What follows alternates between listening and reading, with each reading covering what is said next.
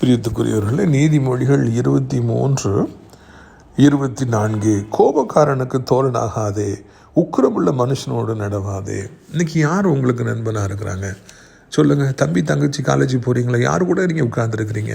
யார் கூடவே நீங்கள் சேர்ந்து போகிறீங்க? ஜெபிக்கிறவர்களோடு, அன்பானவர்களோடு, கனிவாக பேசுகிறவர்களோடு, பொறுமையானவர்களோடு நீங்கள் ஃப்ரெண்டாக இருக்கீங்களா?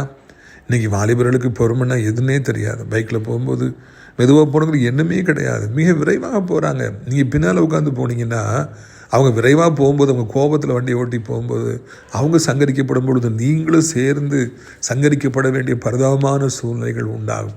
கோபக்காரனோட தோழனாக இருந்தீங்கன்னா எக்கச்சக்கமான பிரச்சனைகள் வாழ்க்கையில் வரும். அவங்க என்ன பிரச்சனைலாம் இழுக்கிறாங்களோ அந்த பிரச்சனை நீங்களும் சிக்கிண்டு போவீங்க. உங்களுடைய தரிசனங்கள் கெட்டு போகும். உங்களுடைய வாழ்க்கையில் நீங்கள் நேர்மையான பாதையில் போகவே முடியாது. வாழ்க்கை அழிந்து போய்விடும். காரில் தீபம் அணைந்து போய்விடும். அதே நேரத்தில் நல்ல நண்பர்களோடு சேருகின்ற பொழுது, ஞானமுள்ள நண்பர்களோடு சேருகிற பொழுது, உங்கள் மீது அக்கறையுள்ள நண்பர்களோடு சேருகின்ற பொழுது, சர்ச்சுக்கு போகின்ற ஜெபிக்கின்றவர்களோடு நீங்கள் ஐக்கியமாக இருக்கிற பொழுது, அவர்கள் உங்களை செவையான பாதையில் நடத்துவாங்க. கீழே விழுந்தீங்கன்னா தூக்கி விடுவாங்க. தப்பு செஞ்சீங்கன்னா அன்பாக கனிவாக உங்களை திருத்துவாங்க. சரியான பாதையை காண்பிப்பாங்க. சேர்ந்து அவங்களோடு ஜெபிக்கும் பொழுது தானியேலை ஆண்டவர் பாபிலோன் நாட்டுக்கே அதிபதியாய் மாற்றியது போல நீங்களும் அதிபதியாய் மாற்றப்படுவீர்கள். அநேகருக்கு முதலாளியாய் நீங்கள் இருப்பீர்கள். மிகப்பெரிய வெற்றியை பெறுவீர்கள். உயர்ந்த அடைக்கடத்தில் வைக்கப்படுவீர்கள். இன்றைக்கு நல்ல நண்பர்களை தேர்வு செய்யுங்கள். கர்த்தர் உங்களை ஆசீர்வதிப்பாராக.